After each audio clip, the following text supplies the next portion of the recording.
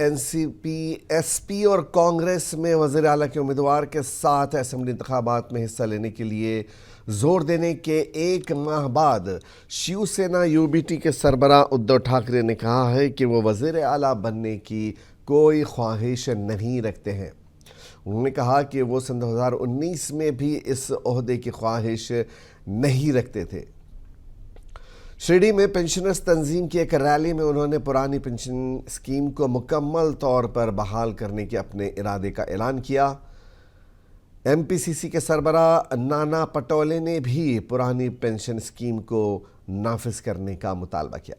मैं तो अमिताभ बच्चन आणि शशी कपूरचा डायलॉग आठवतोय ना, कोणता पिक्चर तो दीवार। मग तो शशी कपूर सांगतो मेरे पास बंगला है, गाड़ी है, पैसा है, दौलत है। तसे हे सगळे गद्दार मला सांगतायत अरे हमारे पास सत्ता है, गाड़ी है, खोका है, तुम्हारे पास क्या है? मी सांगतो मेरे पास ईमान है, माझ्याकडे विश्वास आहे।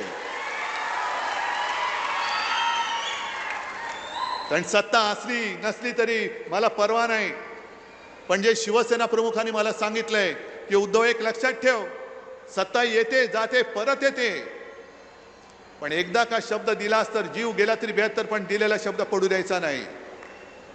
म्हणून तर हे जे काय लिहिले ना, ब्रँड ऑफ महाराष्ट्र ठाकरे, हा ठाकरे ब्रँड असाच नाही झालाय।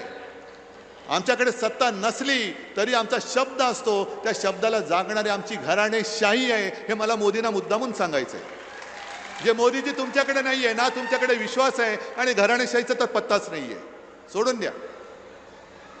पण तुमच्यामध्ये जाग पाहिजे। जे गेल्या लोकसभा निवडणुकीमध्ये झालं की त्यांनी शिवसेना प्रमुखांचे फोटो लावले आणि खोटा प्रचार केला आपली पहिली निशाणी घेऊन। आता तुम्ही जसं घराघरामध्ये एक आमंत्रण दिलं सगळ्यांना, तसं घराघरामध्ये शिवसेनेची मशाल पोचवणं हे तुमचं काम आहे। शिवसेनेची मशाल, बाळासाहेबांची मशाल